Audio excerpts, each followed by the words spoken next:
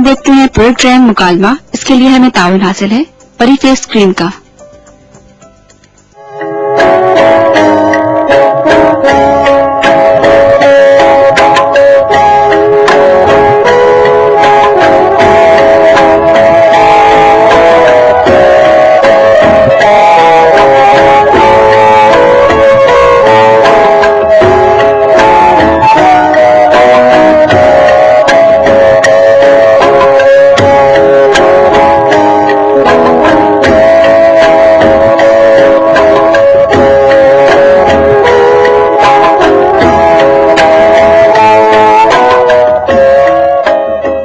रहीम।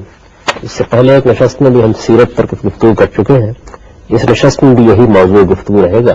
बगैर किसी तमहीद के मैं आपके सवालात सुनना चाहता हूँ, उस पर हम गुफ्तगू शुरू कर रहे हैं। जैसे कि हमारा ये मजबूत ईमान है कि जैसे नबी सल्लल्लाहु अलैहि वसल्लम की जिंदगी हमारे लिए एक बेहतरीन नमूना है, यानी कि जैसे ताइफ के मौके पर नबी सल्लल्लाहु अलैहि वसल्लम के साथ लोगों ने सलूक किया, उनका बाइकआउट किया, उनके रास्ते में कांटे बिछाए, पत्थर बिछाए, तो हमारा ये मजबूत ईमान है कि उनको माने बगैर हम मुसलमान नहीं हैं। तो क्या वजह है कि हम उनकी हस्ती में से, उनकी जिंदगी में से उनकी कोई हदीस पे भी अमल नहीं कर सकते, हालांकि हमारा मजबूत उन पे ईमान है।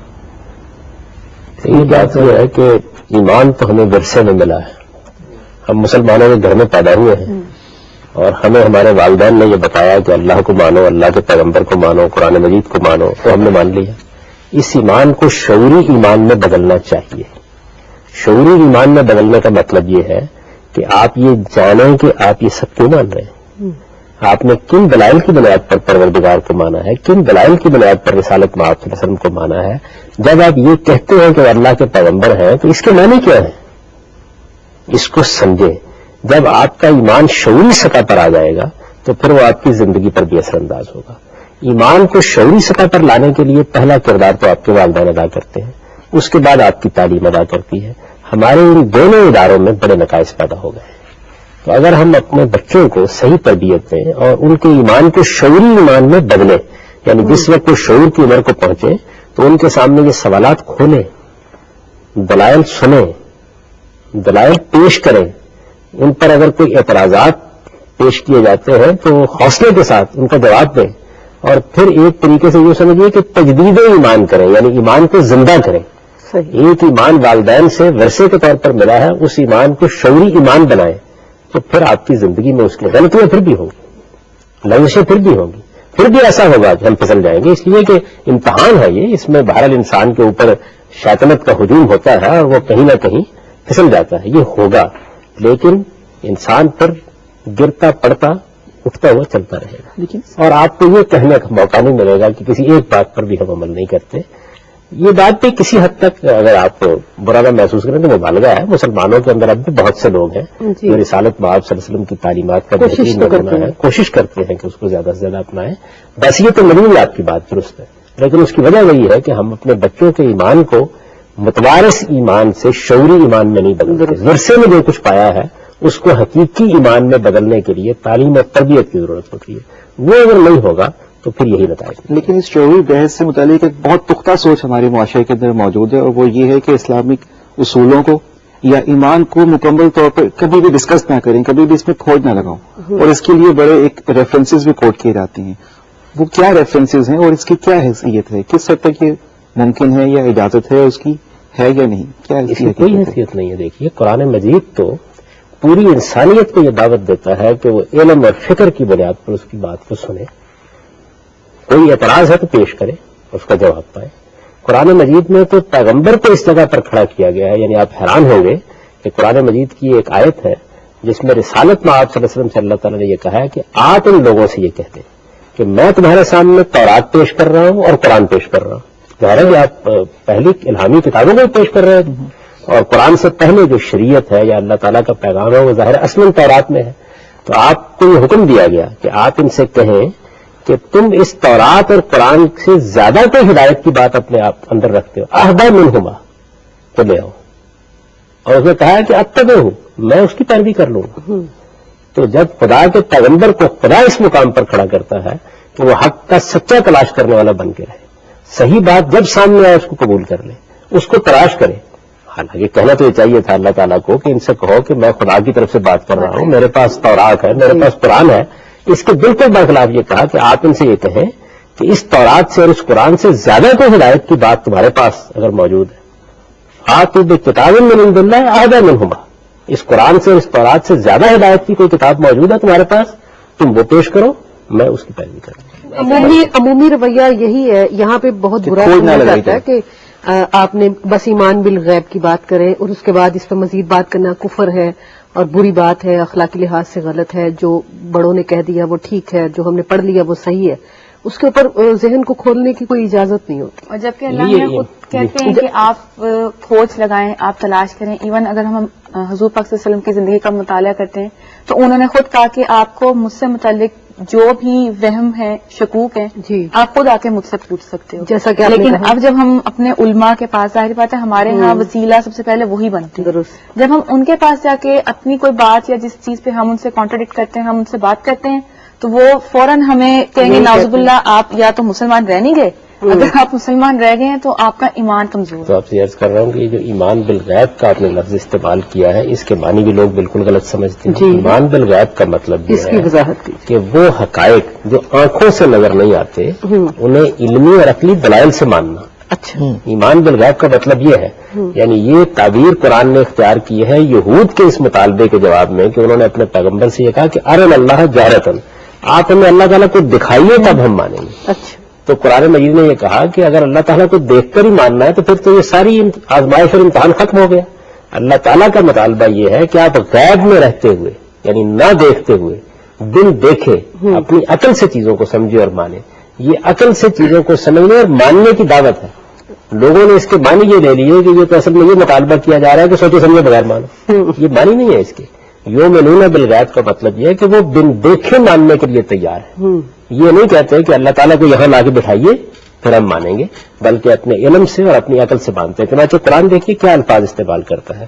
وہ کہتا ہے عقل سے کام لو, فکر سے کام لو, تدبر سے کام لو, غور کرو, ان آیات کا مشاہدہ کرو, اور اس کے بعد اس سے اللہ تعالیٰ کو پہچاننے کی کوشش کرو. وہ تو اگر قرآن کا آپ شروع سے لے کے آخر تک مطالعہ کریں تو معلوم ہوتا ہے کہ قدم قدم پر آپ کو یہ توجہ دلاتا ہے کہ اس کائنات کو دیکھو, رات اور دن کے آنے کو دیکھو, اس کے اندر چلتی ہوئی کشتیوں کو دیکھو, اس میں تلاطم خیز سمندر کو دیکھو, اس میں اٹھتی ہوئی ہواؤں کو دیکھو, اس کے موسموں کو دیکھو, اس میں سورج چاند ستاروں کو دیکھو, اور پھر اس کے بعد یہ جاننے کی کوشش کرو کہ ان کے اندر جو قانون ہے, جو حکمت ہے, جو اللہ تعالیٰ کی شانیں ہیں, وہ تمہاری کس جانب رہنمائی کرتی ہیں. وہ پوری کائنات کو پیش کر کے یہ کہتا ہے کہ اگر تمہارے اندر بصیرت کی آنکھ ہو تو پھر تو تمہاری صورتحال یہ ہوگی کہ تم جیسے ہی اس کو دیکھو گے تو پکار اٹھو گے کہ ابھی اس راہ سے کوئی گیا ہے, کہہ دیتی ہے شوقی نقش پا. آپ یہ کہہ رہے ہیں صورتحال یہ ہے. قرآن مجید نے تو آپ کو بار بار توجہ دلائی ہے کہ اس کے اندر غور کر کے آپ اپنے رب کو پہچانیں, اس کی معرفت حاصل کریں. ہر ورق دفتری معرفت کردگار, یعنی اس میں تو ایک درخت کا ایک ایک پتا جو ہے وہ آپ کو اللہ کی معرفت عطا کرتا ہے, اور پھر اس کے بعد استدلال کرتا ہے قرآن مجید کہ تم خدا کو کن دلائل کی بنیاد پر مانو, تم قیامت کو کن دلائل کی بنیاد پر مانو, اور نہایت شاندار استدلال کے ساتھ وہ مطالبہ کرتا ہے کہ اب یہ ہے وہ حقائق. ان حقائق کے بعد تمہاری عقل کہاں اونڈی ہو جاتی ہے کہ تم اس کو نہیں مانتے. قرآن تو یہ کہتا ہے. پچھلی جو نشست میں جو بات ہوئی تھی رسول کی جو مکے میں زندگی انہوں نے گزاری, جو مشکلات آپ نے بتائی تھوڑی سی, اب اگر مجھے مدینے میں جو ان کی زندگی گزری, مدینے میں آ کر جو انہوں نے وہاں پہ غزوات کیے, یا اس کے بعد ان کو مصیبتیں یا پریشانیاں وہاں پر ان کو پیش آئیں, یا جتنی انہوں نے وہاں پر جو تبلیغ کی جا کر, اس کے بعد اگر تھوڑی سی جو ہے وہ یہی بات یہ ہے کہ رسالت مآب صلی اللہ علیہ وسلم کی زندگی کا تو آخری 1-1.5 سال ہے جس کے بارے میں آپ کہہ سکتے ہیں کہ وہ کسی حد تک اطمینان کا سال ہے. ورنہ تو پوری زندگی جو آپ نے نبوت کا دعویٰ کرنے کے بعد گزاری ہے, خواہ وہ مکے میں گزاری ہے یا مدینے میں گزاری ہے, وہ اصل میں مسائب اور تکلیفوں میں گزری ہے. آپ نے دعوت پیش کی ہے, پوری قوم آپ سے اختلاف کر کے کھڑی ہو گئی, اور پھر اختلاف کر کے ہی کھڑی نہیں ہو گئی کہ کوئی بحث ہو رہی ہے, مباحثہ ہو رہا ہے, بلکہ اس نے جو مظالم کرنا تھے کر ڈالے. آپ کو معلوم ہے کہ خاص طور پر وہ لوگ جو کمزور طبقوں سے تعلق رکھتے تھے, وہ جب مسلمان ہوئے ہیں تو ان کو مارا گیا, ان کو پیٹا گیا, ان کو گھروں سے نکالا گیا, ان کو بات سننے کے لیے بھی وہ آمادہ نہیں ہوئے کہ کسی بات کے بارے میں کوئی مذاکرات کر لیں, گفتگو کر لیں, بات کر لیں, بلکہ ایک ظلم و ستم کا بازار تھا جو گرم کر دیا گیا. اور خود رسالت میں آپ صلی اللہ علیہ وسلم کو ایک بڑے سوشل مقاطع سے گزرنا پڑا, اور بہت سے اس طرح کے مراحل پیش آئے. یہی معاملہ کم و بیش اس وقت ظاہر ہے کہ آپ کے ساتھ مکے سے ہجرت کر کے جو لوگ آ گئے تھے ان کی کفالت کی ذمہ داری ہے. ان کے لیے آپ نے مواخات کا ایک پورا نظام قائم کیا. ایک مسلمان کو دوسرے مسلمان کا بھائی بنا دیا. چھوٹی سی مدینے کی بستی تھی. اس کے باوجود صورتحال یہ رہی کہ کوئی 70-80 کے قریب لوگ ایسے تھے جن کا بندوبست نہیں ہو سکا. اور ان لوگوں کو پھر آپ نے مسجد میں جس طرح آپ مہاجر کیمپ لگا دیتے ہیں اس طریقے سے رکھا جن کو اصحاب صفہ کہا جاتا ہے. اور ان کی ضروریات کے معاملے میں رسالت میں آپ صلی اللہ علیہ وسلم کا اپنا طریقہ یہ رہا کہ کوئی چیز بھی جب آپ کو میسر ہوئی ہے تو آپ نے پہلے ان کی ضرورتیں پوری کی, اس کے بعد اپنے گھر والوں کی طرف یا اپنی طرف توجہ کی. آخری زمانے میں پھر جب کچھ فتوحات ہو گئی ہیں تو حالات کچھ بہتر ہو گئے اور وہ کوئی 1-2 سال ہے, یعنی خیبر کے بعد کم حالات میں بہتری آئی ہے, ورنہ یہی صورتحال رہی. سیدہ تو خود بیان کرتی ہے کہ اس زمانے میں ایسا بھی ہوا بعض اوقات کہ 3 دن ہمارے یہاں چولہا نہیں جلا. اس طرح کے حالات سے حضور گزرے. اس کے باوجود آپ یہ دیکھیے کہ کوئی شکایت کا کلمہ آپ کی زبان پر نہیں آیا. یہ اسی زمانے کی بات ہے جب سیدنا عمر رضی اللہ عنہ نے آ کے وہ یہ کہا ہے کہ یہ آپ کے جسم کے اوپر بدیاں پڑی ہوئی ہیں اور آپ اس طریقے سے ایک چٹائی پر لیٹے ہوئے ہیں اور دنیا جہان کی بادشاہی آپ کے قدموں میں ہے. تو آپ نے کہا کہ عمر میرے لیے وہی بہت ہے جو میرے پروردگار نے میرے لیے تیار کر رکھا ہوا ہے, یہ دنیا میرے لیے نہیں ہے. تو رسالت میں آپ صلی اللہ علیہ وسلم کی زندگی کے یہ جتنے مراحل ہیں یہ گویا آپ کو بالکل اس مقام پر کھڑا کر دیتے ہیں کہ جہاں آپ ایک غریب سے غریب آدمی بھی آپ کی ذات میں ایک اسوہ پا لیتا ہے.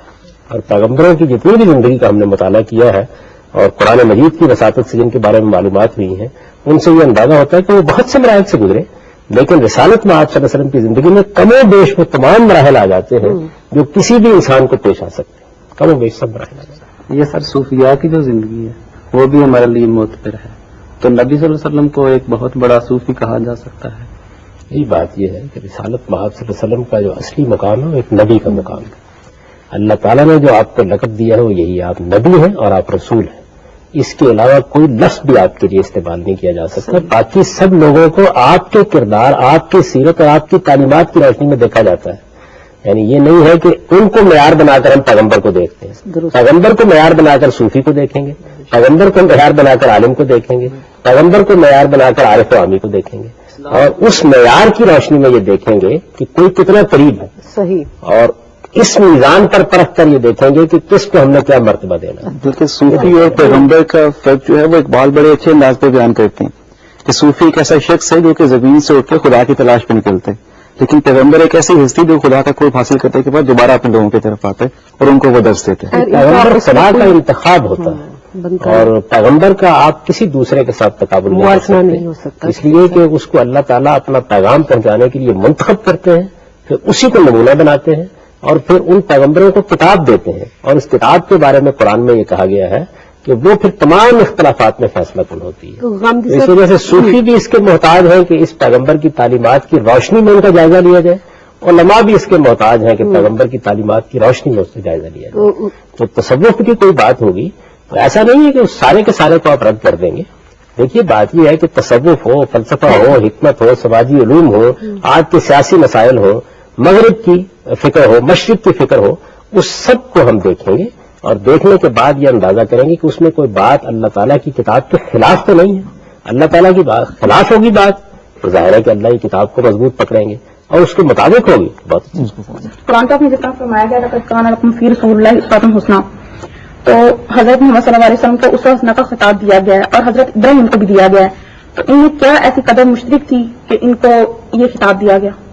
پیغمبروں کے درمیان پیغمبری قدر مشترک ہے اور اس لحاظ سے وہ سب ہمارے لیے بہترین ہے. نہیں, لیکن ان دونوں کو ہی دیا گیا ہے قرآن پاک میں خطاب میں اسوہ حسنہ کا. نہیں, اس کی یہ وجہ نہیں ہے کہ ان دونوں کو یہ خطاب دیا گیا ہے, بلکہ وہ موقع پیش آ گیا ہے قرآن مجید میں کہ جہاں ان پیغمبروں نے ایک رویہ اختیار کیا اور اس کے بعد اللہ تعالیٰ نے کہا کہ تم دیکھو کہ اس وقت انہوں نے کتنا اچھا نمونہ پیش کیا. سیدنا ابراہیم کا معاملہ اس طرح زیر بحث آیا ہے کہ انہوں نے اپنے والدین کو دعوت دی, پیغام پہنچایا, جب انہوں نے انکار کر دیا تو پھر اس کے بعد وہ اپنے والدین کی محبت کو چھوڑ کر بھی حق کے ساتھ وابستہ رہے. تو اللہ تعالیٰ نے فرمایا کہ اس سارے رویے میں تمہارے لیے ایک بہترین نمونہ تھا. رسالت میں آپ صلی اللہ علیہ وسلم کے معاملے میں بھی یہ کوئی ایسا نہیں کہ اطلاقی طور پر بات کری گئی ہے, بلکہ ایک موقع ہے. وہ موقع یہ ہے کہ احزاب کی جنگ میں جب لوگوں کے قدم اکھڑ گئے اور رسالت میں آپ صلی اللہ علیہ وسلم نے اس موقع پر غیر معمولی استقامت کا ثبوت دیا, بلکہ قرآن نے اس کا نقشہ کھینچا ہے کہ بلغت القلوب الحناجر, اس وقت تو کلیجے منہ کو آ رہے تھے لیکن پیغمبر اپنی جگہ پر قائم تھے. تو اس موقع پر یہ کہا کہ یہ جو تم نے دیکھا کہ یہ استقامت, یہ عظیمت, یہ ہمت, یہ حوصلہ, یہ استقلال, تو اس میں تمہارے لیے ایک بہترین نمونہ تھا. تو یہ موقع ہے اس کی وجہ سے کہا گیا. ایسا نہیں کہ باقی پیغمبر نمونہ نہیں ہے، سب پیغمبر ہی اللہ تعالیٰ کا بہترین نمونہ ہوتے ہیں، اور وہ اپنی اپنی قوم کے لیے بلکہ پوری انسانیت کے لیے ہدایت کا ذریعہ بنتے ہیں. رسالت میں آپ صلی اللہ علیہ وسلم کی خصوصیت یہ ہے کہ اب اصل میں ہمارے پاس مستند تاریخ آپ کی ہے، یعنی اور کوئی ہمارے پاس مستند تاریخ معلوم نہیں ہے. سیدنا مسیح علیہ السلام کی زندگی کی بہت تھوڑی سی جھلک ہم کو ملتی ہے بائبل میں، انجیل میں، یعنی ان کی پوری زندگی کے بارے میں ہم نہیں جانتے. حضور کی زندگی، آپ کے خانگی حالات، آپ کے معاملات نہایت مستند طریقے سے نقل ہوئے ہیں. یعنی مسلمانوں نے اپنے پیغمبر کی زندگی اور تاریخ کو اتنی خوبی کے ساتھ محفوظ کیا ہے کہ اس میں آپ آسانی کے ساتھ یہ جان سکتے ہیں. تو لہٰذا آپ کی زندگی اب ہمارے لیے ایک بہترین نمونہ بننے کی پوزیشن میں ہو گئی ہے. ہم اس سے تو سر جیسے آپ نے ابھی کہا کہ مسلمانوں نے حضور پاک صلی اللہ علیہ وسلم کی تعلیمات اور ان کی سیرت کو بڑا سنبھال کے رکھا، تو پیغمبر اللہ میاں نے ہر قوم میں بھیجے، اور ہر قوم جو ان کے ماننے والے، ان کے پیروکار ہیں، ان کے لیے وہ اتنے ہی معتبر ہیں. یعنی دیکھیے بات یہ ہے کہ حالات بہت حد تک اثر انداز ہوتے ہیں. رسالت مآب صلی اللہ علیہ وسلم کو اللہ تعالیٰ نے یہ موقع دیا کہ آپ نے ایک باقاعدہ حکومت قائم کر دی. مسلمانوں کی آپ کے بعد ایک خلافت قائم ہوئی. وہ حکومت آپ کے ساتھ ختم نہیں ہو گئی بلکہ اس کے بعد بھی قائم رہی، پھر اس کے بعد صدیوں تک قائم رہی. تو جب ریاست کا اس طرح نظم آپ مسلمانوں کے پاس آ گیا تو وہ ذرائع اور وسائل اور اسباب بھی غیر معمولی طور پر فراہم ہو گئے، جن سے قرآن کو محفوظ کیا گیا یا اللہ تعالیٰ کے پیغمبر کے ارشادات کو محفوظ کیا گیا، سیرت محفوظ کی گئی. زمانہ ایسا ملا کہ جس میں ایسے اسباب موجود تھے کہ دنیا گیا تاریخ کی روشنی میں آ گئی ہوئی تھی. یہ صورتحال اس سے پہلے کی قوموں کے ساتھ نہیں ہوئی. ہمیں تو قرآن مجید نے دیکھیے بڑی غیر معمولی تعلیم دی. ہمیں یہ بتایا ہے کہ اللہ کے سارے پیغمبروں کو کسی نہ کسی پہلو سے دوسرے پیغمبر پر فضیلت رہی ہے. سورہ بقرہ میں اس کو موضوع بنایا گیا ہے کہ سارے پیغمبر اللہ کے پیغمبر ہیں، اور مسلمانوں کا کلمہ یہ ہونا چاہیے کہ لا نفرق بین احد من رسلہ، ہم اللہ کے پیغمبروں میں کوئی فرق نہیں کرتے، سب کو اللہ کے پیغمبر مانتے ہیں. اور پھر یہ بتایا گیا کہ جو ہم نے فضیلت کی چیزیں کی ہیں ان میں بھی کسی کے ساتھ کوئی معاملہ کیا، کسی کے ساتھ کوئی. پھر مثال دی ہے کہ مثال کے طور پر سیدنا موسیٰ علیہ السلام کے ساتھ جیسے اللہ نے روح در روح کلام کیا، کسی اور پیغمبر کے ساتھ نہیں کیا. سیدنا مسیح علیہ السلام کو جس نوعیت کے حصے معجزات دیے گئے غیر معمولی، وہ کسی اور پیغمبر کو نہیں دیے. اور پھر مثالیں دے کے یہ بتایا کہ اس طرح ہر پیغمبر کو ہم نے کسی نہ کسی پہلو سے فضیلت دی. خود رسالت میں آپ صلی اللہ علیہ وسلم نے اپنے بارے میں یہ کہا کہ مجھے 6 باتوں میں دوسرے پیغمبروں کے اوپر فضیلت حاصل ہے. تو اس طرح ہمیں یہ تعلیم دی. آپ کو تو اگر سامنے کسی نے کسی پیغمبر کی فضیلت کی بات کی یا اس طرح کا معاملہ کیا تو آپ نے کہا یہ سب میرے بھائی ہیں، اور ان کے درمیان اس طرح کی تفریق پیدا نہ کریں. مسلمانوں کے لیے تعلیم یہ 6 باتیں جو آپ نے کہیں کہ وہ حضور پاک صلی اللہ علیہ وسلم کو فضیلت ہے، اگر آپ ان کو یہ اس میں ایک سب سے جو اہم بات ہے اور سب سے بنیادی بات ہے وہ تو یہ ہے کہ آپ پر نبوت ختم کی گئی. بالکل، یعنی اللہ تعالیٰ نے آپ کو آخری نبی اور آخری پیغمبر کی حیثیت سے بھیجا ہے، اور اس طریقے سے گویا خدا کا پیغام آپ کے ذریعے سے محفوظ کیا گیا ہے. دنیا میں آپ کی امت کو یہ حق دیا گیا ہے کہ وہ جہاں چاہے عبادت کر لے. یعنی اگرچہ ہم بھی مسجدیں بناتے ہیں اور عبادت گاہیں قائم کرتے ہیں، لیکن ہم نماز گھر میں پڑھ لیں، ہم کسی سرزمین کے اوپر پڑھ لیں، یہ چیز بھی آپ کے لیے. اور اس کو آپ نے بیان کیا کہ جعلتی للارض طہورا، میرے لیے ساری زمین کو طاہر مطہر کر دیا گیا. آپ کے بعد اب قیامت تک کسی اور پیغمبر کو نہیں آنا. اس طرح گویا آپ پیغمبر سے پہلے، قیامت سے پہلے خدا کی آخری حجت کے مقام پر کھڑے ہوئے ہیں. پھر یہ بتایا کہ میرے روب کے ذریعے سے اللہ تعالیٰ نے میری مدد کی، اور اس طریقے سے گویا میرے لیے یہ اسباب پیدا کیے کہ بہت کم جنگ و جدال کی نوبت تک آئی، اور اس کے باوجود آپ کی ایک عظیم سلطنت قائم ہو گئی. یعنی آپ یہ دیکھیے کہ دنیا میں اتنا غیر معمولی معاملہ کسی اور پیغمبر کے ساتھ نہیں ہوا ہوگا. تو اس طرح کی چیزیں جن کے بارے میں آپ نے یہ فرمایا کہ یہ وہ چیزیں جن میں مجھے دوسرے پیغمبروں کے اوپر فضیلت حاصل رہی ہے. ایسا نہیں ہے کہ اس کے لیے آپ فلاں پیغمبر کی تنقید کریں، آپ یہ کہیں کہ ان کے اندر یہ خامی تھی، فلاں کے اندر یہ خامی تھی. یہ مسلمانوں کو یہ تعلیم نہیں دی گئی. ہم سب نبیوں کے دین کو مانتے ہیں، سب نبیوں کا دین اسلام کہتے ہیں، اور یہ کہتے ہیں کہ یہی دین سب نبی پیش کرتے رہے، اور آخری مرتبہ یہ رسالت میں آپ صلی اللہ علیہ وسلم نے پیش کیا، اور جو کچھ لوگوں نے اس میں خرابیاں پیدا کر دی تھی ان کو آپ نے دور کر دیا، اور دور کر کے اب ہمارے پاس بالکل محفوظ صورت میں موجود ہے. ہم تو کسی ایک پیغمبر کا انکار کر دیں تو مسلمان نہیں ہو سکتے. قرآن مجید اصل میں کتاب ہی ایسی ہے کہ اس میں حضور کی پوری سیرت ہی آپ کو تمام مراحل سے گزرتی ہوئی نظر آ جاتی ہے. یعنی جیسے آپ نے بات کی ابتدا میں کیا کی، بعد میں کیا کی، مختلف مراحل میں کیا کی، تو سیرت کی مکمل جھلک آپ کو اس میں سے مل جاتی ہے. اس کے بعد حدیث کی کتابیں ہیں، تو حدیث کی کتابیں جو ہیں وہ ظاہر بات ہے کہ مختلف محققین نے مرتب کی ہیں، وہ انسانی کام ہے. وہ ایسے ہی ہے کہ جیسے آپ تاریخی ریکارڈ کو ترتیب دیتے ہیں تو اس میں انسان کام کرتے ہیں. ان کتابوں کے بھی اب بہت سے تراجم ہو گئے ہیں، ان کے بعد ایسے مجموعے مرتب ہو گئے جن میں ان کی تلخیص کر دی گئی ہے. بہت سی کتابیں ایسی ہیں کہ جن میں ضروری عنوانات کے تحت رہنمائی کر دی گئی ہے. اس میں کوئی اچھی چیز اگر آپ لے کے پڑھیں گے تو امید ہے کہ اس کے ذریعے سے آپ کو ایک پوری کی پوری تصویر مل جائے گی. تو دونوں چیزیں ہمارے پاس موجود ہیں اور بڑی محفوظ شکل میں موجود ہیں. روایتوں کے اندر اگر کوئی 10-20 ایسی روایتیں آ گئی ہیں کہ جن کے بارے میں تنقید کی جا سکتی ہے علمی لحاظ سے، تو یہ دنیا کے ہر تاریخی ذخیرے میں ہوتا ہے، ورنہ بصیرت مجموعی مسلمانوں نے نہایت خوبی کے ساتھ اس کو محفوظ کیا. اس نشست میں بھی ہم نے سیرت ہی کے بعض پہلوؤں پر گفتگو کی ہے، اور یہ میں پہلے بھی عرض کر چکا ہوں کہ ایسا موضوع ہے کہ جو ایک پہلے بے کنار ہے، اس پر آپ جس پہلو سے بھی گفتگو کرنا چاہیں کر سکتے ہیں، وسیع نشستوں میں کر سکتے ہیں. اس مختصر وقت میں ظاہر ہے کہ چند پہلو زیر بحث لائے جا سکتے تھے. ہم اس نشست کو ختم کرتے ہیں. اقول قولی ھذا واستغفر اللہ لی ولکم ولسائر المؤمنین.